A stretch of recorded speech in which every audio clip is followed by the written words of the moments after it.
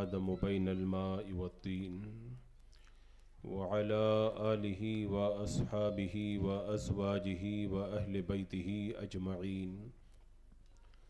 أما بعد، أعوذ بالله من الشيطان الرجيم. بسم الله الرحمن الرحيم. يا أيها الذين آمنوا ادخلوا في السلم كافة ولا تتبعوا خطوات الشيطان إنه لكم عدو مبين. صدق الله مولانا العظيم وصدق رسوله النبي الأمين المتين الكريم ونحن على ذلك لمن الشاهدين والشاكرين والحمد لله رب العالمين. حصول برکت کے لیے آقا نامدار، مدینے کے تاجدار، شہنشاہ ذی وقار، نبی محترم، رحمت دو عالم، نور مجسم، ارواحنا فدا، محمد الرسول اللہ صلی اللہ تعالی علیہ وسلم کی پر نور بارگاہ میں جھوم کے درود و سلام کا ہدیہ پیش کر لیجئے. اللہم صلی علی سیدنا و شفیعنا و حبیبنا و مولانا محمد وبارک وسلم صلاۃ و سلام علیک یا رسول اللہ صلی اللہ تعالی علیہ وسلم. حضرات مکرم، آج کا یہ نورانی اجلاس جو تاج الشریعہ فاؤنڈیشن کے زیر اہتمام سرزمین سنگمنیر پر سادات کرام کی سرپرستی میں علماء کرام کے نورانی قافلے کی سربراہی میں منعقد ہے، جس میں شرکت کی سعادتیں ہم اور آپ حاصل کر رہے ہیں. اس نورانی محفل کو پیغام اعلیٰ حضرت کا نام دیا گیا ہے اور مجھے کچھ اور عنوان دیا گیا ہے. میں یہ کوشش کروں گا کہ آج کی اس محفل کے اندر اپنے اس منتخب عنوان کے حوالے سے کچھ ضروری باتیں آپ کے گوش گزار کروں. میں اس سے پہلے بھی یہاں پر آیا تھا. جو لوگ اس سے پہلے یہاں پر آئے تھے انہیں یہ معلوم ہوگا کہ میری تقریر نعرے لگوانے اور سبحان اللہ ماشاء اللہ کہہ کر کے خوب داد دینے کی غرض سے نہیں ہوا کرتی ہے. ایک مقصد ہوتا ہے اور اسی مقصد کے تحت میں کچھ گفتگو کرنے کی عادت رکھتا ہوں.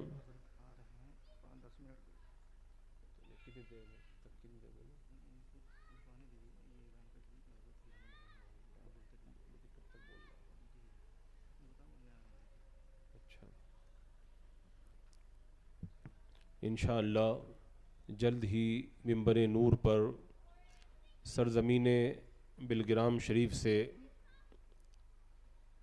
تشریف لانے والی عظیم ہستی سادات بلگرام کا فیض لے کر ہمارے درمیان چند ہی منٹ میں حاضر ہونے والے ہیں. انشاءاللہ ہم ان کے فیوز و برکات سے بھی اپنے آپ کو مالا مال کریں گے.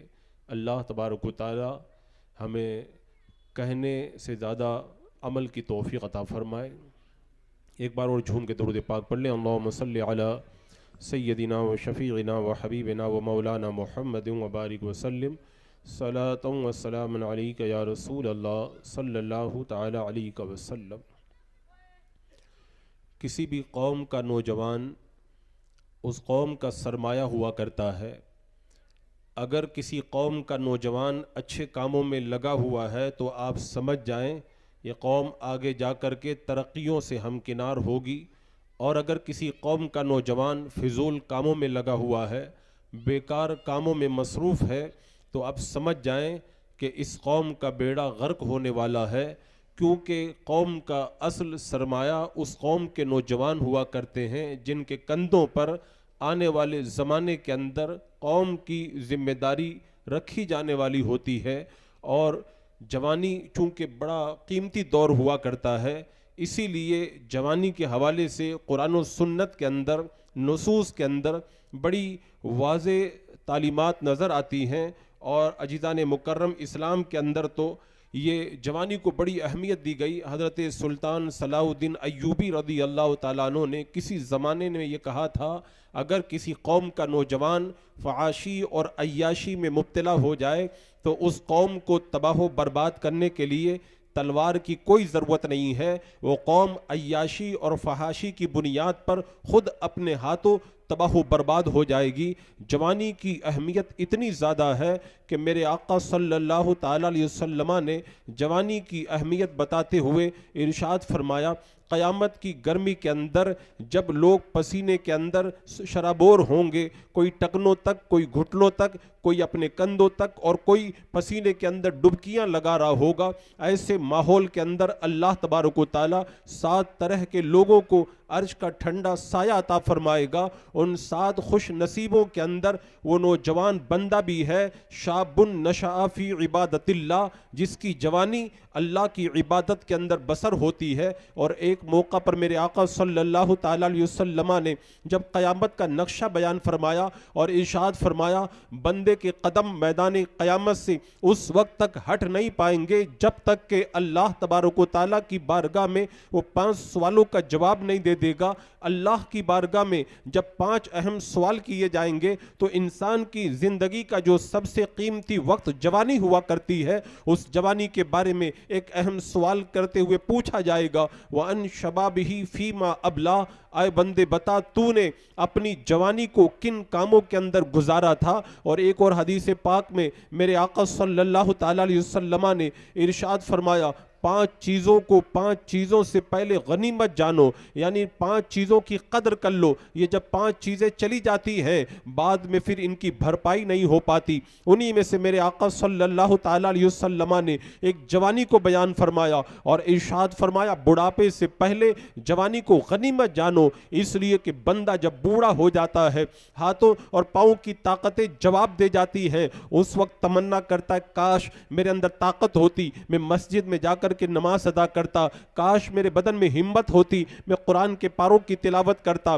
میں تہجد کی نماز ادا کرتا۔ تو میرے آقا فرماتے ہیں بعد میں افسوس نہ رہ جائے، اس لیے جوانی کو بڑھاپے سے پہلے غنیمت جان لو۔ اور عزیزان مکرم، جوانی کتنی قیمتی ہے، اگر میں چند جملوں میں سمجھانا چاہوں تو آپ سن لیں۔ آج اگر ہمارے درمیان میں اسلام کا قیمتی سرمایہ موجود ہے تو وہ صرف اور صرف ہمارے نوجوانوں کی جوانی کا صدقہ ہے۔ اگر امام بخاری رحمت اللہ تعالیٰ علیہ نے اپنی جوانی کو نہیں لگایا ہوتا، آج ہمیں بخاری شریف نہیں ملتی۔ امام مسلم نے اپنی جوانی کو قربان نہ کیا ہوتا تو مسلم شریف جیسا سرمایہ ہمارے درمیان موجود نہ ہوتا۔ حدیث کی جتنی کتابیں ہیں ہمارے بزرگوں کی جوانی کا صدقہ ہے، اور قرآن مقدس کی جو تفسیریں آج ہمارے درمیان موجود ہیں ہمارے ان مقدس بزرگوں کی جوانی کا صدقہ ہے۔ آپ اگر تاریخ اسلام پڑھ کر کے دیکھیں گے تو آپ کو پتا چلے گا، حضرت سیدنا مولا علی رضی اللہ تعالیٰ عنہ کو میرے آقا صلی اللہ تعالیٰ علیہ وسلم نے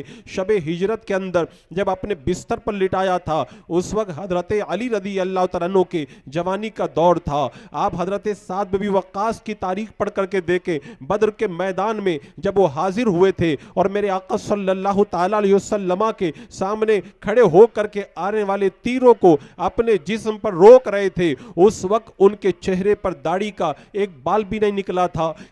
سندھ کی سرزمین کو فتح کرنے کے لیے محمد بن قاسم جب آئے تھے تو ان کی عمر صرف 17 سال کی تھی۔ چین کو فتح کرنے کے لیے قتیبہ بن مسلم جب نکلے تھے اور انہوں نے چین کو فتح کیا تھا، ان کی عمر 30 سال بھی نہیں ہو پائی تھی۔ اسپین کو طارق بن زیاد نے جب فتح کیا تھا ان کی عمر صرف 20 سال کی تھی۔ اور بدر کے میدان کے اندر ابو جہل جیسے بدبخت کو جنہوں نے قتل کیا تھا، وہ حضرت معوذ اور حضرت معاذ صرف 13 اور 14 سال کے کڑیل جوان تھے۔ عزیزان مکرم، اسلام کی تاریخ آپ پڑھ کر کے دیکھیں، ہمارے بزرگوں نے اپنی جوانی کو لگایا ہے تو آج اسلام کی دولتیں ہم تک پہنچی ہے۔ آپ تاریخ پڑھ کر کے دیکھیں، امام مالک رحمت اللہ تعالیٰ علیہ جب مسجد نبوی کے اندر حدیث پڑھانے کے لیے بیٹھے تھے، اس وقت ان کی عمر شریف صرف 17 سال کی تھی۔ آپ پوری تاریخ اسلام پڑھ کر کے دیکھ لیں، آج اسلام کا جو سرمایہ ہمارے درمیان موجود ہے وہ جوانوں کی جوانی کا صدقہ ہے،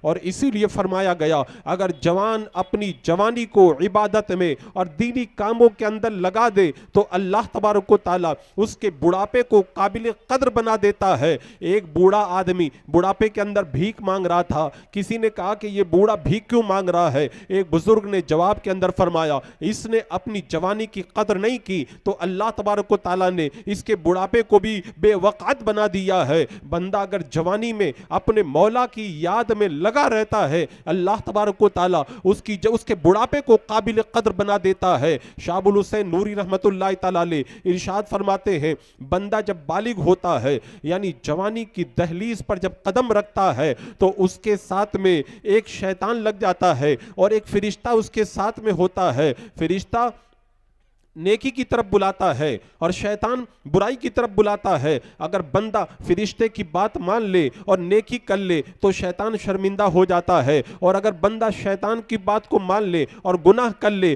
تو فرشتے کو شرمندگی ہوتی ہے۔ عزیزان مکرم، ہماری جوانی چونکہ بڑی قیمتی ہے، اس لیے آج جو ہمارا دشمن ہے چاہے وہ یہود و نصارہ ہو یا کفار و مشرکین ہو، آج ان کا سب سے بڑا ٹارگیٹ مسلمان نوجوان لڑکے اور نوجوان لڑکیاں ہیں۔ آپ تاریخ پڑھ کر کے دیکھ لیں، آپ جو ہے وہ ورلڈ لیول پر جو ان کی رپورٹیں ہیں ان رپورٹوں کو پڑھ کر کے دیکھ لیں، اور آپ جو گراؤنڈ لیبر پر جو ہمارے حالات ہیں ان کو اٹھا کر کے دیکھ لیں، آپ کو صاف طور پر نظر آئے گا آج اسلام مخالف جتنی طاقتیں ہیں ان سب کی نظر مسلمان لڑکے اور لڑکیوں پر ہے جو اپنی جوانی کی دہلیز پر قدم رکھ چکے ہیں۔ باضابطہ طور پر وہ جوانوں کو تباہ و برباد کرنے کے لیے وقتاً بوقتاً فارمولے پاس کیا کرتے ہیں۔ میں نے اس سے پہلے بھی عرض کیا تھا کہ جب یہود و نصارہ جب عیسائیوں اور مسلمانوں کی جنگیں شروع ہوئی تھی 5ویں صدی کے اخیر کے اندر 200 سال تک جنگیں چلتی رہی تھی۔ 200 سال بعد میں جب یہ جنگ اختتام کو پہنچی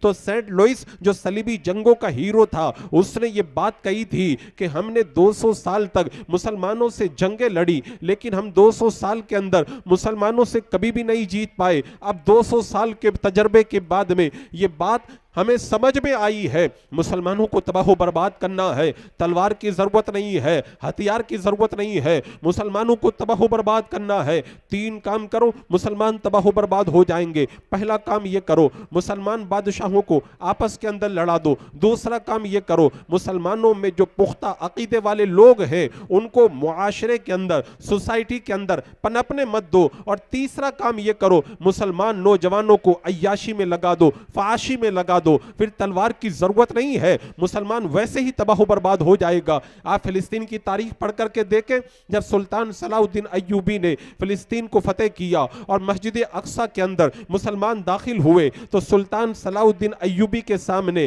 جو عیسائیوں کے جاسوس تھے ان جاسوسوں کو پکڑ کر کے لایا گیا۔ ان میں جو سب سے بڑا جاسوس تھا احمد، وہ جب سلطان صلاح الدین ایوبی کے سامنے آیا تو اس نے یہ بات کہی تھی، اے صلاح الدین ایوبی تمہارا ایمان مضبوط ہے، تمہارے فوجیوں کا ایمان مضبوط ہے، ہم نے لڑکیاں دینا چاہا، ہم نے شراب دینا چاہا، ہم نے مال دینا چاہا، لیکن تیری فوج نے یہ سب قبول نہیں کیا۔ لیکن اس جاسوس نے کہا تھا، اے سلطان صلاح الدین ایوبی ہم نے تمہاری نسلوں کے جوانوں کے اندر عیاشی کا ایسا زہر اتار دیا ہے، تمہارا ایمان تو مضبوط ہے، تم تو بچ کر کے نکل گئے، لیکن آنے والے دور کے اندر کسی ماں کی کوکھ سے اندر کوئی سلطان صلاح الدین ایوبی نہیں پیدا ہوگا، کوئی نور الدین زنگی نہیں پیدا ہوگا۔ آنے والے وقت کے اندر تمہاری نسلوں کو تباہ و برباد کرنے کے لیے ہم نے عیاشی کا ایسا زہر تمہاری نسلوں کے اندر اتار دیا ہے، اب وہ نسلیں تمہاری محفوظ نہیں رہ پائیں گی۔ عزیزان مکرم، دشمن باضابطہ طور پر اس پر کام کر رہا ہے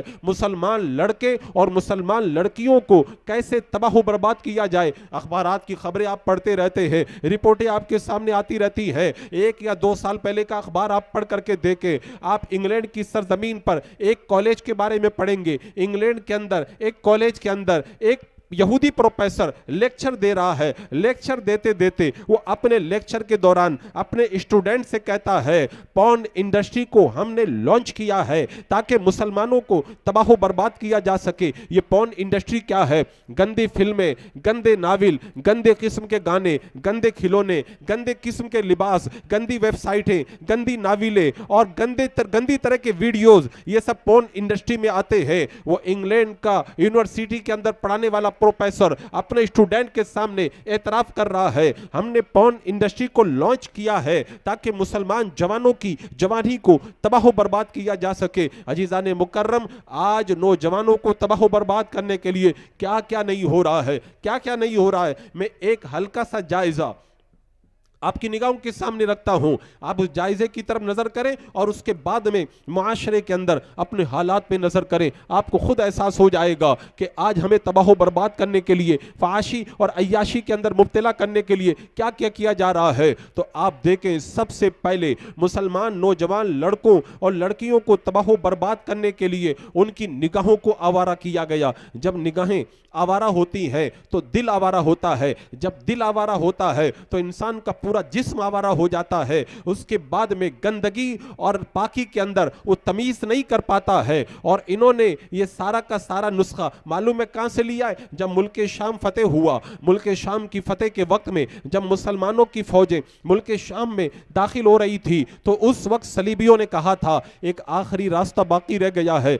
मुसलमानों की फौज जब अंदर दाखिल हो तो नंगी लड़कियों को दो लाइन के अंदर खड़ा कर दिया जाए ताकि मुसलमान जब शहर में दाखिल हो और गंदी लड़कियों पर जब नजर पड़े तो वो उनकी हरामकारी में मुब्तला हो जाएं और आसानी के साथ में हम इस बाजी को जीत जाएं। जैसे ही मुसलमानों का लश्कर मुल्क शाम के अंदर शहर में दाखिल होने लगा और सामने देखा गंदगी मौजूद है तो मुसलमानों के सिफे सालार ने अपने लश्कर की तरफ नजर करके कहा था, ऐ मुसलमानों, अल्लाह रब्बे कदीर का इरशाद है, कुल लिल मुमिनीना यगुद्दू मिन अब्सारिहिम, ऐ मुसलमानों अपनी नजरों को झुका लो। ऐ मुसलमानों, तुम्हारे ईमान का इम्तिहान है, अंदर तुम्हारे लिए अय्याशी का इंतजाम है, तुम अपनी नजरों को झुका के निकल जाओ। अल्लाह तबारक व तआला ने मुसलमानों को नजरें झुकाने का हुक्म दिया है। मुसलमानों का पूरा लश्कर शहर के दरमियान से गुजर गया, किसी एक लड़की की तरफ नजर उठा के न देखा। सलीबी समझ गए जब तक मुसलमानों की नजरें पाक है उस वक्त तक दिल पाक है, दिल पाक है तो मुसलमान पाक है। और जब तक ये पाक है हमारे फंदे के अंदर गिरफ्तार नहीं होगा, हमारी तोहफे इनका कुछ नहीं बिगाड़ सकती, हमारी तलवारें इनका कुछ नहीं बिगाड़ सकती। इसलिए इस्तेमार ने एक नारा दिया था, मुसलमानों को तबाह बर्बाद करने के लिए 1000 तलवारों से ज्यादा एक शराब और एक कबाब उसके लिए काफी है, शराब और शबाब उसके लिए काफी है। और एक बहुत बड़ा मुस्तशरिक गुजरा है, उसने कहा था मैंने मुसलमानों की 1000 साला हिस्ट्री का मुताला किया, मैंने 1000 साला मुसलमानों की तारीख को पढ़ा, मैं इस नतीजे पर पहुंचा हूं मुसलमानों को तबाह बर्बाद करने के लिए 1000 तोहफे इतना काम नहीं कर सकती है जितना काम एक औरत और शराब का प्याला कर सकता है। लिहाजा उन्होंने बाज़ाब्ता तौर पर इस पर काम शुरू किया, मुसलमानों की नजरों को आवारगी के अंदर मुब्तला किया जाए। अजीज़ाने मुकर्रम, आज आप नजर उठा के देख लें, क्या हमारी नजरें पाक है, क्या हमारा दिल पाक है, क्या हमारा माशरा पाक है? आप नौजवान लड़के और लड़कियों को देख ले, आज हमारे नजरों को आवारा करने के लिए हमारी सोसाइटी और माशरे के अंदर, बल्कि हमारे घरों के अंदर कैसा कैसा इंतजाम किया गया है। आज औरतों को बिल्कुल आम कर दिया गया, घर में औरत मौजूद है, घर से बाहर निकलो गली में औरत नजर आएगी, बाजार में चले जाओ वहां पे औरत नजर आएगी, अगर स्टोर में चले जाओ वहां पे औरत खड़ी नजर आएगी, मॉल में चले जाओ वहां पे औरत खड़ी नजर आएगी, आप स्टेशन पे चले जाओ टिकट देने के लिए औरत बैठी हुई नजर आएगी, आप प्लेन के अंदर चले जाओ एयर होस्टेस के तौर पे काम करने वाली आपको औरत नजर आएगी। यहां तक कि अगर साबुन का इश्तिहार करना होगा औरत की तस्वीर दिखाई जाएगी, ट्रैक्टर का इश्तिहार करना होगा औरत की तस्वीर दिखाई जाएगी। बात समझ में नहीं आती, किसान का काम होता है ट्रैक्टर चलाना और खेत को जो है वो तैयार करना, उसमें औरत का क्या काम है? एक ट्रैक्टर पर औरत की तस्वीर बना करके जज्बात को मजरूह करना है ताकि निगाहें आवारा हो, और निगाहें आवारा हो उनका काम भी चले, उनका माल भी बिके और मुसलमानों की नजरें खराब हो करके उनका दिल भी अय्याशी के अंदर मुब्तला हो।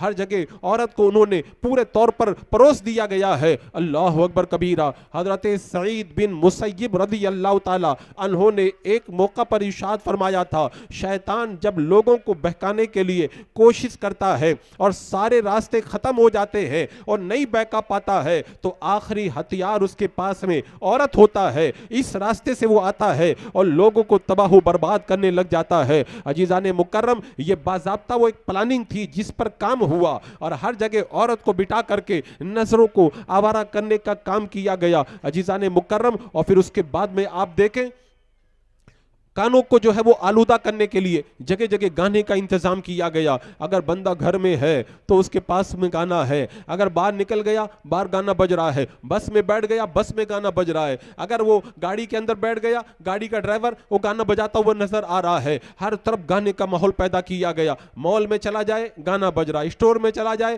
گانا بج رہا ہے، اگر وہ کسی اور جگہ پہنچ جائے وہاں پہ گانا بج رہا ہے، اگر وہ پلین کے اندر داخل ہو جائے گانا بج رہا ہے، پلین جب لینڈ کر رہا ہے نیچے اترنے کی باری آ رہی ہے گانا بج رہا ہے۔ اس طرح سے پوری طرح ان کے کانوں کو بھی آلودہ کیا گیا تاکہ عیاشی کی طرف ان کا ذہن منتقل ہوتا ہوا نظر آئے۔ عزیزان مکرم، یہ ایسے نہیں کیا گیا، باضابطہ طور پر اس کی پلاننگ کی گئی ہے۔ اور یہاں تک افسوس ہوتا ہے، ایک بار ایک جنازے کی نماز ہو رہی تھی، آپ جانتے ہیں جنازے کی جب نماز ہوتی ہے کتنا سیریس موقع ہوتا ہے، ہر کوئی غم میں ڈوبا ہوا رہتا ہے، ہر کوئی غم میں ڈوبا ہوا رہتا ہے۔ جنازے کی نماز شروع ہوئی، امام نے اللہ اکبر کہا، جیسے ہی نماز شروع ہوئی ایک آدمی کا موبائل بج اٹھا اور موبائل کے اندر رنگ ٹون کے طور پر گانا لگا ہوا تھا۔ اپنے دل پہ ہاتھ رکھ کر کے آپ غور کریں اور سوچیں، وہ موت کا ایک صدمہ لوگوں کے اوپر طاری ہے، اس حال کے اندر جب ننگے گانے بجیں گے تو کیسا ماحول پیدا ہوگا، کیسا ماحول پیدا ہوگا۔ ایک بار مسجد نبوی کے اندر نماز ہو رہی تھی،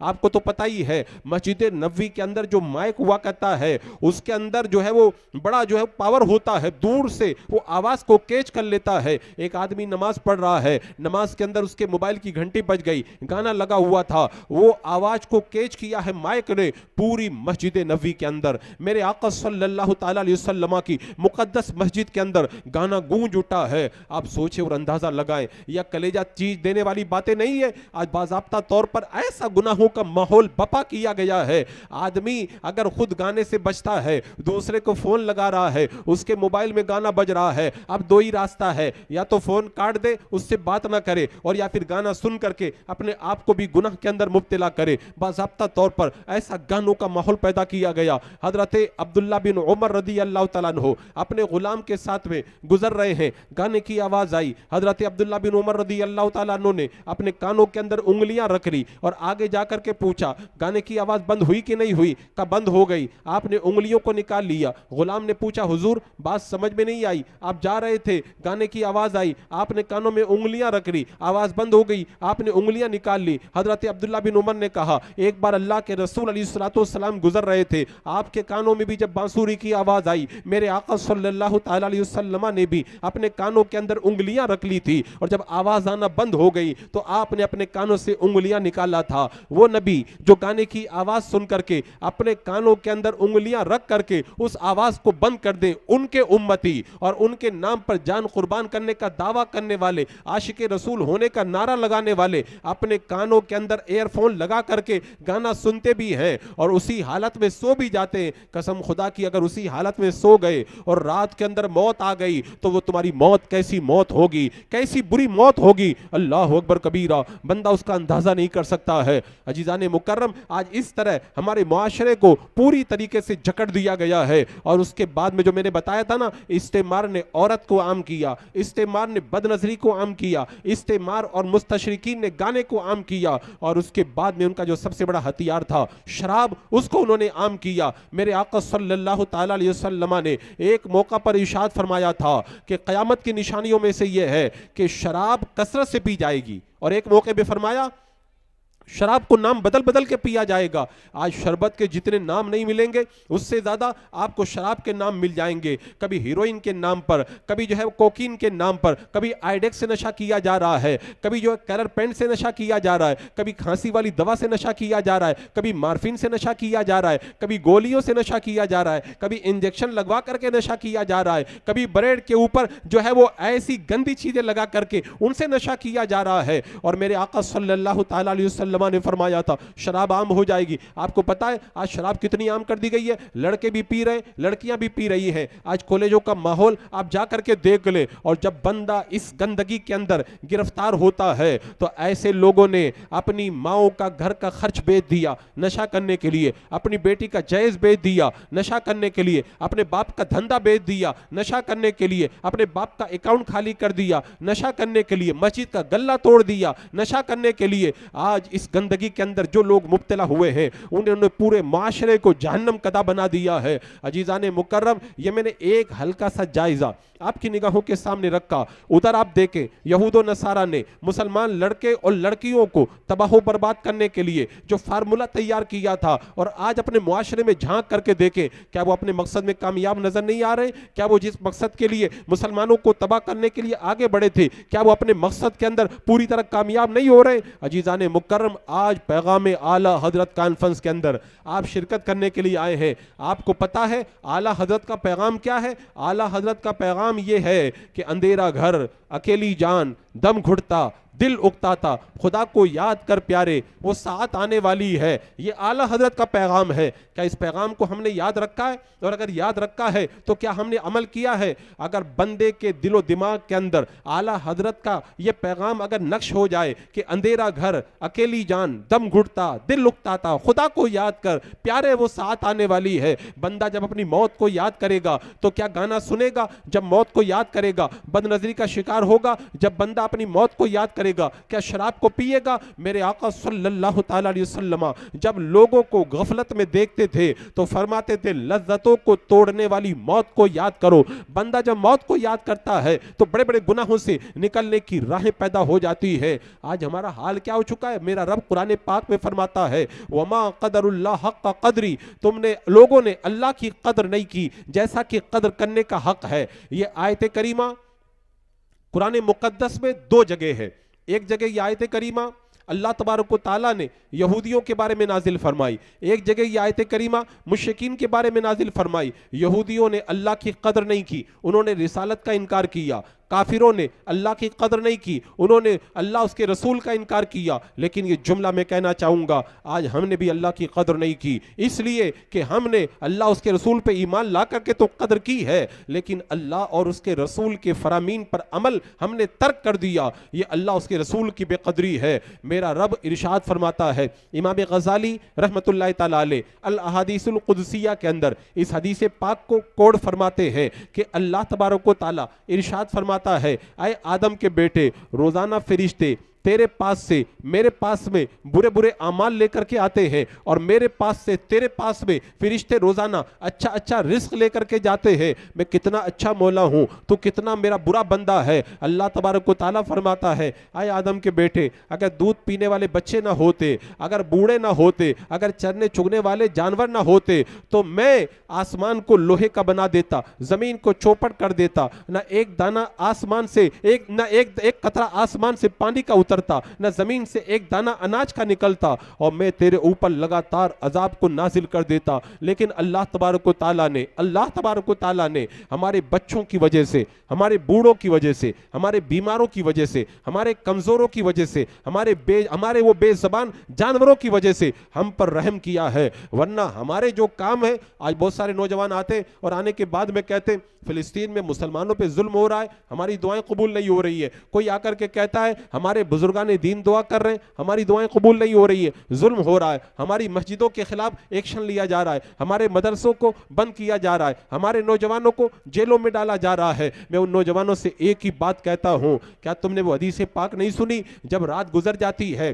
اور رات کا 2/3 حصہ گزرتا ہے تو اللہ تبارک و تعالیٰ آسمان دنیا پر تجلی فرماتا ہے اور ارشاد فرماتا ہے کوئی مانگنے والا عطا کروں, ہے کوئی دعا کرنے والا اس کی دعا کو قبول کروں. جو نوجوان صبح کے وقت میں آ کے کہتا ہے اللہ دعائیں قبول کیوں نہیں فرماتا, میں اس نوجوان سے کہتا ہوں جب رب کی بارگاہ سے ندا دی جا رہی تھی ہے کوئی مانگنے والا, ہے کوئی سائل, ہے کوئی مغفرت کا طلبگار, تب تو فیس بک پہ لگا تھا, انسٹاگرام پہ لگا تھا, یوٹیوب پہ لگا تھا, تو عیاشی میں لگا تھا, فحاشی میں لگا تھا, اور صبح میں اٹھ کر کے کہتا اللہ میری دعا قبول کیوں نہیں فرماتا. جب میں کہتا ہوں الہی میرا احوال دیکھ, حکم ہوتا ہے بندے پہلے اپنا نامہ اعمال دے۔ حضرت ابراہیم بن ادہم رضی اللہ تعالیٰ عنہ کی بارگاہ کے اندر بصرہ کے لوگ آئے اور آنے کے بعد میں کہتے بادشاہ بہت ظلم کرتا ہے، دعا فرما دے اللہ تعالیٰ نجات عطا فرما دے۔ حضرت ابراہیم بن ادہم نے کہا ایک بات بتاؤ، اگر میں دعا کر دوں میری دعا قبول ہو جائے، بادشاہ کو ہٹا دیا جائے تو لیکن کیا گارنٹی ہے اس کے بعد میں جو دوسرا بادشاہ آئے گا اگر وہ بھی ظالم ہو، تیسرا آئے گا وہ بھی ظالم ہو؟ تو بصرہ والوں نے کہا حضور پھر ہم لوگ کیا کریں؟ حضرت ابراہیم بن ادہم رضی اللہ تعالیٰ عنہ نے فرمایا ایک کام کرو، تم نیک بن جاؤ، تم نیک بن جاؤ گے اللہ تمہیں اچھا بادشاہ عطا فرما دے گا۔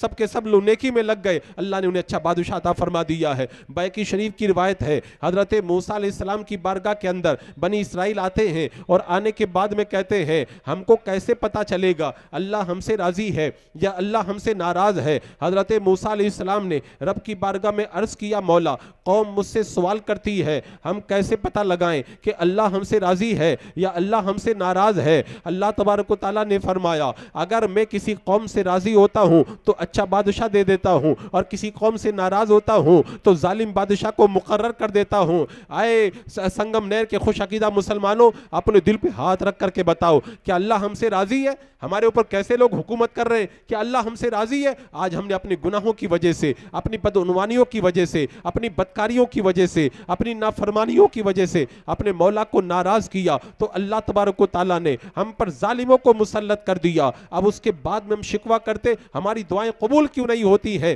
تو راستہ وہی ہے بندہ رب کی بارگاہ میں آ جائے، اپنے گناہوں سے توبہ کرے، پروردگار عالم اس کی نجات کا سامان پیدا فرما دے گا۔ ایک بار حضرت ابراہیم بن ادہم رضی اللہ تعالیٰ عنہ بغداد شریف کے ایک گاؤں میں تشریف لے گئے، رات کا وقت ہوا، مسجد میں پہنچے اور پھر بعد میں وہیں پر قیام کا آپ نے جو ہے وہ ارادہ فرمایا۔ مؤذن صاحب آئے، بانگی صاحب نے آ کر کے کہا اے مسافر چلو باہر جاؤ مسجد بند ہونے جا رہی ہے۔ حضرت ابراہیم بن ادہم نے کہا مسافر آدمی ہوں، رات کا وقت ہے، تھوڑی دیر مسجد میں رکنے کی اجازت دے دو۔ کہا نہیں مسجد کو بند کیا جا رہا ہے، آپ یہاں پر نہیں رک سکتے۔ آپ نے بار بار اس سے کہا لیکن وہ تیار نہ ہوا۔ آخر میں اس مؤذن نے حضرت ابراہیم بن ادہم کو پکڑ کر کے ڈھکیل کے مسجد کے باہر کر دیا۔ مسجد کے باہر ایک نان بائی روٹی بنانے والا کھڑا تھا، اس نے دیکھا کوئی مسافر آدمی ہے، کہنے لگا حضور میرے گھر پہ چلے، آ کر کے میرے گھر پہ رک جائے، میں آپ کے لیے انتظام کر دیتا ہوں۔ حضرت ابراہیم بن ادہم نان بائی کے گھر پہ جاتے، بستر لگاتا ہے، دسترخوان لگاتا ہے، کھانا لے کر کے آتا ہے۔ حضرت ابراہیم بن ادہم نے دیکھا اس کے ہونٹ برابر ہل رہے ہیں۔ آپ نے پوچھا کہ کیا بات ہے؟ میں آیا ہوں تب سے دیکھ رہا ہوں تیرے ہونٹ برابر حرکت کر رہے ہیں، آخر ماجرا کیا، تم کیا پڑھتے ہو؟ اس نے کہا میں ہر وقت اللہ کی بارگاہ میں توبہ کرتا رہتا ہوں، استغفار کرتا رہتا ہوں۔ حضرت ابراہیم بن ادہم نے کہا ایک بات بتاؤ، تم اللہ کی بارگاہ میں اتنا استغفار کرتے ہو تو اس سے تمہیں ملتا کیا ہے؟ اس نے جواب دیا نان بائی نے میں اللہ کی بارگاہ میں استغفار کرتا ہوں تو اللہ تبارک و تعالیٰ سے میں جو بھی مانگتا ہوں اللہ تبارک و تعالیٰ وہ مجھے عطا فرما دیتا ہے۔ حضرت ابراہیم بن ادہم نے کہا استغفار کرنے سے سب کچھ مل جاتا ہے؟ کہ سب کچھ مل جاتا ہے۔ کیا تو نے جتنی دعائیں کی سب قبول ہو گئی؟ کہ سب قبول ہو گئی، ایک دعا قبول ہونا باقی رہ گئی ہے۔ کہ کون سی دعا قبول ہونا باقی رہ گئی؟ کہ اللہ کی بارگاہ میں استغفار کرتا ہوں، اللہ نے میری ہر دعا کو قبول فرما لیا، صرف ایک دعا قبول ہونا باقی رہ گیا ہے۔ میں نے رب کی بارگاہ میں دعا کی ہے مولا مرنے سے پہلے مجھے ابراہیم بن ادہم کا چہرہ دکھا دے۔ تو حضرت ابراہیم بن ادہم نے کہا سن تو اللہ کی بارگاہ میں استغفار کرتا ہے، استغفار کی برکت سے اللہ نے تیری دعا کو قبول فرما دیا اور ابراہیم بن ادہم کو تیرے گھر کے اندر لا کر کے ڈال دیا ہے۔ عزیزان مکرم آج لوگ کہتے دعائیں قبول نہیں ہوتی ہیں، ہم نے اپنے گناہوں کے ذریعے اپنے مولا کو ناراض کیا۔ اگر ہم اپنے گناہوں سے سچے دل سے توبہ کر لیں تو اللہ تبارک و تعالی ہمارے لیے ساری مشکلوں سے نکلنے کا راستہ پیدا فرما دے گا۔ لیکن ہم گناہ کرتے رہیں اور کہیں کہ اللہ تبارک و تعالی ہم پر رحمت کی چھتریاں تانے، اللہ اکبر کبیرہ۔ عزیزان مکرم وما قدر اللہ حق قدری، ہم نے اللہ کی ویسی قدر نہیں کی ہے جیسی قدر کرنے کا حق ہے۔ اور وہی اعلیٰ حضرت سرکار نے فرمایا تھا نا شرم نبی خوف خدا، یہ بھی نہیں وہ بھی نہیں، ہمارے اندر نہ شرم نبی ہے نہ خوف خدا ہے۔ خوف خدا کا مطلب تو میں نے بتایا، ہم اللہ تبارک و تعالیٰ کی نافرمانی کر رہے ہیں، یہ اس بات کی پہچان ہے، ہمارے اندر خوف خدا نہیں پایا جاتا۔ اور شرم نبی بتاؤں، آؤ شرم نبی کے حوالے سے ایک حدیث پاک کے اندر آتا ہے، میرے آقا صلی اللہ تعالیٰ علیہ وسلم نے ارشاد فرمایا کہ ہر پیر اور ہر جمعرات کو بندوں کے اعمال اللہ کی بارگاہ میں پیش کیے جاتے ہیں، پیر سے جمعرات تک بندہ جو کرتا ہے اللہ کی بارگاہ میں جاتا ہے، جمعرات سے پیر تک بندہ جو کرتا ہے اللہ کی بارگاہ میں جاتا ہے۔ اور فرمایا ہر جمعہ کے دن بندوں کے اعمال انبیاء کے سامنے پیش کیے جاتے ہیں، ماں باپ کے سامنے پیش کیے جاتے ہیں۔ اب آپ اپنے دل پہ ہاتھ رکھ کر کے بتائیں، آج جمعہ کا دن تھا، پچھلے جمعہ سے لے کر کے آج تک ہم نے جو کچھ بھی کیا، آج سارا کا سارا ہمارا معاملہ ہمارے قبروں کے اندر جو مرحومین ہیں ان کے سامنے پیش کیا گیا اور اللہ کے رسول کی بارگاہ میں پیش کیا گیا۔ اب آپ خود سوچیں، اللہ کے رسول کی بارگاہ میں جب یہ بات گئی ہوگی کہ سنگم نہر میں رہنے والا فلاں آپ کا امتی ہے، اس ہفتے کے اندر نمازیں نہیں پڑھا ہے، اس ہفتے کے اندر گناہ کیا ہے، اس ہفتے کے اندر نافرمانیاں کیا ہے، تو اللہ کے رسول صلی اللہ تعالیٰ علیہ وسلم کو کتنی تکلیف ہوئی ہوگی؟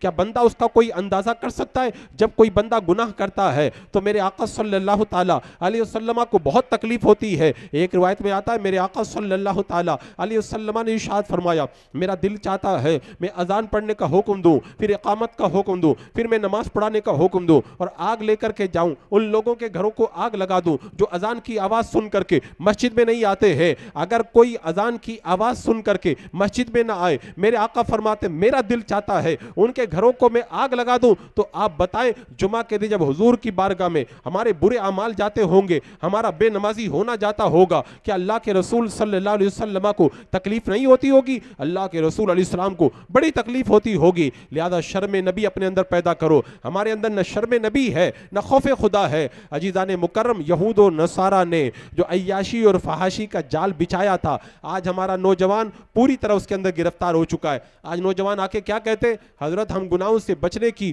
بہت کوشش کرتے ہیں، لوگوں کے درمیان رہتے ہیں، گناہوں سے بچ جاتے ہیں، لیکن جب تنہائی میں جاتے ہیں تو گناہوں سے نہیں بچ پاتے ہیں۔ آج ہماری تنہائیاں کتنی گنہگار ہو چکی ہے، اس کا آپ کو اندازہ ہے؟ ایک زمانہ تھا جب آدمی بوڑھا ہو جاتا تھا تو فلم نہیں دیکھتا تھا کہ لوگ کیا کہیں گے، بڑھاپے کے اندر سینما ہال کی ٹکٹ کی لائن میں جا کر کے کھڑا ہوتا ہے۔ لیکن آج یہود و نصارہ نے ایسی زمین تیار کی ہے، ایک بوڑھا آدمی بھی بند کمرے کے اندر وہ گناہ آرام سے کر لیتا ہے جس کا تصور پہلے کبھی وہ کر بھی نہیں سکتا تھا۔ عزیزان مکرم، میں نے بتایا نا، گناہوں کی جو شروعات ہوتی ہے وہ آنکھوں سے ہوتی ہے۔ اگر آنکھیں پاک ہو جائے تو گناہوں کے دروازے بند ہو جاتے ہیں۔ حضرت ابو بکر قطانی رضی اللہ تعالی عنہ کے جب دوست کا انتقال ہوا، خواب میں دیکھا، پوچھا اللہ تبارک و تعالیٰ نے تیرے ساتھ میں کیا معاملہ کیا؟ ابو بکر قطانی کہتے میرے دوست نے کہا موت کے بعد میں اللہ کی بارگاہ میں جب میری پیشی ہوئی، رب نے کہا تو نے یہ گناہ کیا؟ میں نے کہا کیا۔ کہا تو نے یہ گناہ کیا؟ کہا میں نے کیا۔ یہ گناہ کیا؟ کہا مولا میں نے کیا۔ رب نے میرے سارے گناہوں کو گنایا، میں ہاں کہتا رہا۔ اخیر میں اللہ تبارک و تعالیٰ نے ایک ایسے گناہ کا ذکر کیا کہ تو نے یہ گناہ کیا ہے۔ کہا مجھے شرم آ گئی، میں ہاں نہیں کہہ سکا۔ 3 سال تک اللہ تبارک و تعالیٰ کی بارگاہ میں مجھے کھڑے رہنا پڑا۔ اللہ کو رحم آیا، پھر اللہ تبارک و تعالیٰ نے مجھے معاف فرما دیا۔ حضرت ابو بکر قطانی کہتے ہیں تو نے ایسا کون سا گناہ کیا تھا کہ 3 سال تک اللہ تبارک و تعالیٰ کی بارگاہ میں تو کھڑے رہا اور تیری زبان سے ہاں بھی نہیں نکلا؟ وہ ابو بکر قطانی کا دوست جواب دیتا ہے رب نے مجھ سے فرمایا اے بوڑھے، تو نے فلاں دن ایک خوبصورت بچے کو بری نظر سے دیکھا تھا، کہا تو میں نے خاموشی اختیار کر لی، میں بول نہیں سکا۔ اگر زندگی میں ایک بار کسی کی بری نظر اٹھ جائے، ایک بار کسی کی بری نظر اٹھ جائے، اللہ کی بارگاہ میں 3 سال تک کھڑے رہنا پڑتا ہے۔ تو جو بندہ جو ہے رات دن بندگی دیکھتا ہے، مووی دیکھتا ہے، تصویریں دیکھتا ہے، ویڈیو دیکھتا ہے، فلمیں دیکھتا ہے، گندگی دیکھتا ہے، کہ اللہ تبارک و تعالیٰ کی بارگاہ میں پیشی ہوگی، پروردگار عالم اس سے پوچھے گا بندے تو نے یہ گناہ کیا ہے؟ بندہ کیا اللہ تبارک و تعالیٰ کی بارگاہ میں ہاں کہہ پائے گا؟ عزیزان مکرم، آج ہماری تنہائیوں کو گندا کرنے کے لیے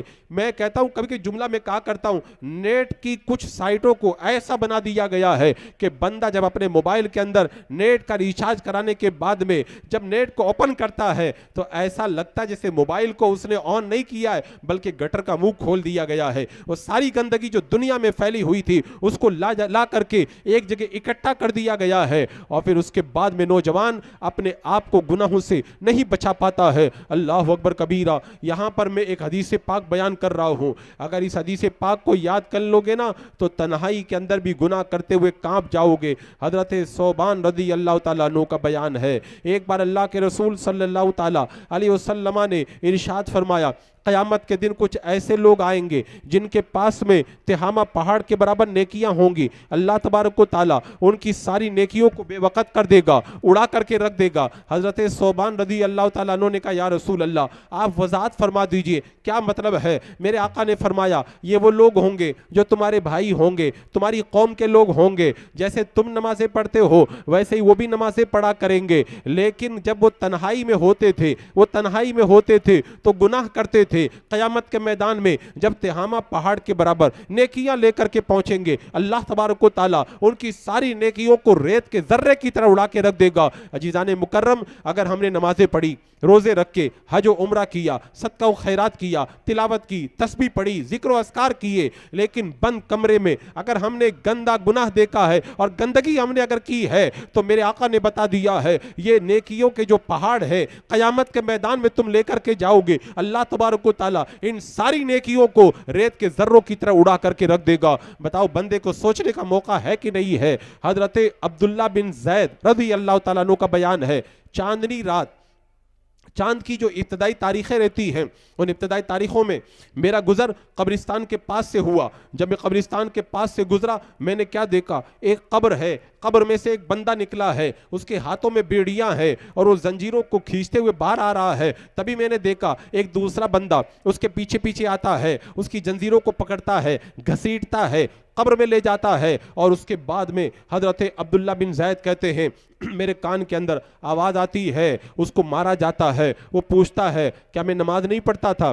کیا میں روزہ نہیں رکھتا تھا؟ کیا میں یہ نیکی نہیں کرتا تھا؟ اس کو جواب ملتا ہے تو نماز بھی پڑھتا تھا، تو روزہ بھی رکھتا تھا، تو نیک کام بھی کرتا تھا۔ وہ مار کھانے والا بندہ پوچھتا ہے مجھے کیوں مارا جا رہا ہے؟ آواز آتی ہے تو نیک کام تو کرتا تھا لیکن جب تنہائی میں ہوتا تھا تو گناہ کیا کرتا تھا۔ اللہ اکبر کبیرہ۔ آج بہت سارے لوگ سمجھتے ہم نے تو بڑی نمازیں پڑھی ہے، ہم تو بڑے نیک ہیں، لیکن ایک بات یاد رکھیں، اگر نیکیوں کے پہاڑ آپ کے پاس جمع ہو گئے لیکن بند کمرے کے اندر آپ اگر گندی چیزیں دیکھتے ہیں، اگر گندگی کے اندر مبتلا ہوتے ہیں، تو قیامت کے دن یہ ساری نیکیاں ہبا منصورہ کر دی جائیں گی، اور قبر کے اندر جنت کا باغ ہونے کے بجائے اللہ تعالیٰ قبر کو جہنم کا ایک گڑھا بنا کر کے رکھ دے گا۔ عزیزان مکرم، اس سلسلے میں ایک حدیث پاک میں آپ کو بتانے چلا ہوں۔ اس حدیث پاک کو امام غزالی رحمۃ اللہ تعالیٰ علیہ نے الاحادیث القدسیہ میں بیان فرمایا ہے۔ اس حدیث پاک کو اپنے دل پر لکھ لو تاکہ بند کمرے کے اندر شیطان جب تمہیں گناہ کی طرف آمادہ کرنا چاہے، یہ حدیث پاک تمہیں جھنجھوڑ کر کے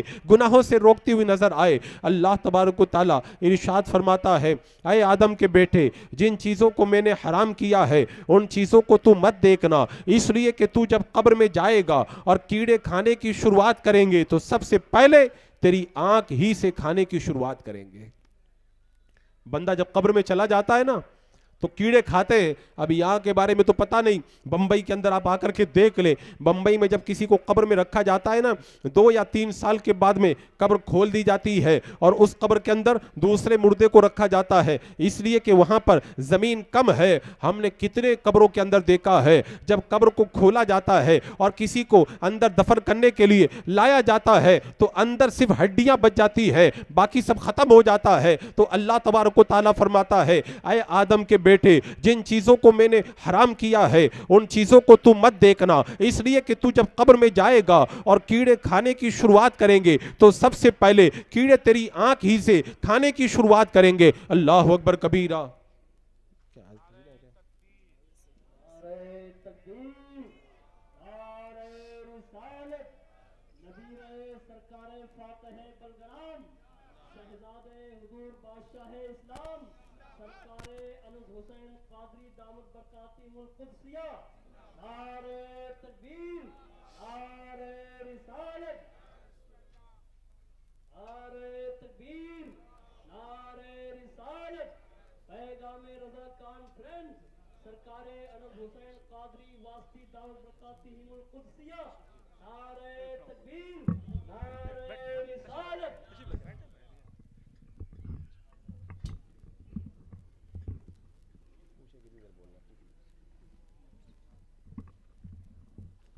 درود پاک پڑھ لیں۔ اللہم صلی علی سیدنا و شفیعنا و حبیبنا و مولانا محمد و بارک وسلم، صلاۃ و سلام علیک یا رسول اللہ صلی اللہ تعالی علیہ وسلم۔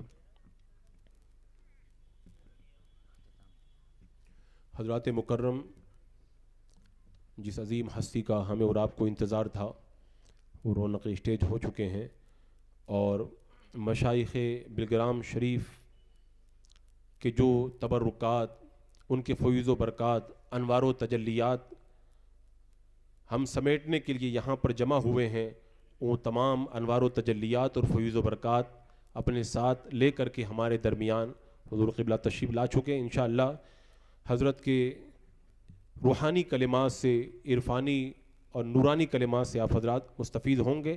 میں اپنی باتوں کو ختم کرنے کی طرف آ رہا ہوں۔ ایک مرتبہ جھوم کے درود پاک پڑھ لیں۔ اللہم صلی علی سیدنا و شفیعنا و حبیبنا مولانا محمد مبارک وسلم، صلاۃ و سلام علیک یا رسول اللہ صلی اللہ تعالی علیہ وسلم۔ ابھی جو باتیں میں نے آپ کے سامنے عرض کی وہ ایک خاص مقصد کو لے کر کے عرض کی ہیں۔ اگر آپ حضرات نے میری ان باتوں پہ عمل کر لیا تو سمجھ جاؤ کہ جلسہ کامیاب ہو گیا ہے، اور اگر آپ نے ان کو ایک کان سے سن کر کے دوسرے کان سے نکال دیا تو جلسے تو ہوتے ہیں، ہوتے رہیں گے۔